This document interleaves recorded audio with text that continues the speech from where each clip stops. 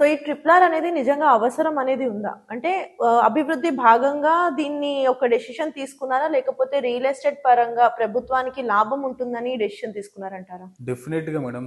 Roads అనేది డెఫినెట్‌గా however మనకు ఇంపార్టెంటే. హ్మ్. జనాభా పెరుగుతుంది. ప్రతి ఒక్కరు కారు, బండి ఏదో ఒకటి కొంటున్నారు. ఆ కొన్న బండ్లను తిప్పాలంటే రోడ్లు కావాలి కదా మనకు. కావాలి. సో, ఈ సిటీలోనే తిప్పినప్పుడు ట్రాఫిక్ జామ్ అయితది. హ్మ్. సో, బయటికెళ్ళేవాడు ఎవరైతే out of state, out of city ఎళ్ళే వాళ్ళకు ఒక రోడ్ ఔటర్ రింగ్ రోడ్ వచ్చింది ఒకటి. హ్మ్. ఇప్పుడు ఔట్ ఆఫ్ స్టేట్‌కెళ్ళాలనుకో త్రిపుల్ ఆర్ వచ్చింది. ఇప్పుడు త్రిపుల్ ఆర్ రావడం వల్ల ట్రాఫిక్ అనేది తగ్గుతది. రోడ్ ట్రాన్స్‌పోర్టేషన్ ఎప్పుడైతే ఫ్రీగా ఉంటుందో ఇన్వెస్టర్స్ రావడానికి అవకాశాలు ఎక్కువుంటాయి.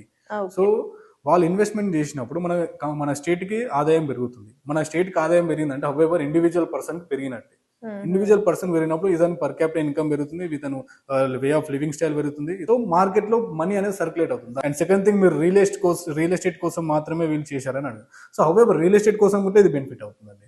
సో, వన్స్ ఇన్వెస్టర్స్ ఈ రోడ్ వల్ల ఇన్వెస్టర్స్ వచ్చి మనకు ల్యాండ్ గ్రాబింగ్ చేయకుండా అయితే వాళ్ళు ఏమి చేయలేరు. చేయలేరు. రోడ్లు అయితే ఏం కన్స్ట్రక్షన్ చేయలేరు కదండి. సో హ్మ్. ల్యాండ్ కొనుక్కునే కన్స్ట్రక్షన్ చేయాలి. ల్యాండ్ కొంటే ఏమవుతుంది, రియల్ ఎస్టేటే కదా ఇది ల్యాండ్ అన్నప్పుడు. సో రియల్ ఎస్టేట్ డెవలప్ అవుతుంది, స్టేట్ అభివృద్ధి చెందుతుంది, అండ్ ఈ రోడ్ వల్ల ప్రతి ఒక్క ఇండివిజువల్ అభివృద్ధి చెందుతారు.